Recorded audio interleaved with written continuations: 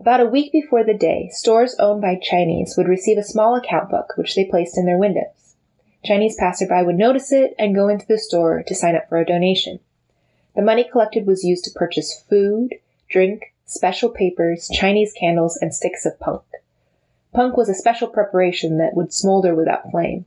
It was made into sticks resembling miniature cattails and was often used to touch off fireworks.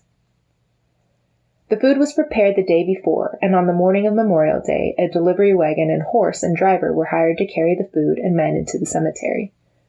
Anywhere from 3 to 8 men would go. If a Chinese boy wanted to impress his friends, he would go by streetcar, paying the 5-cent fare, and join the group at the Oddfellows Cemetery, now Pioneer Cemetery, which was at the turn of the century far outside the city. In the Chinese section there was a slab, raised to make a table. At the back was a raised portion filled with dirt. Next to it was an open oven. The Chinese candles, which were short and slim, about the size of a man's finger, were lighted, together with sticks of punk, and set into the dirt. Then the men knelt and recited prayers for the dead.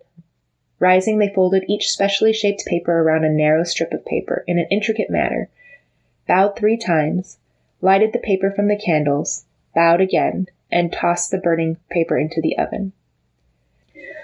This was repeated until there was a blazing fire. The papers represented cloth for the departed spirits to use in making clothing.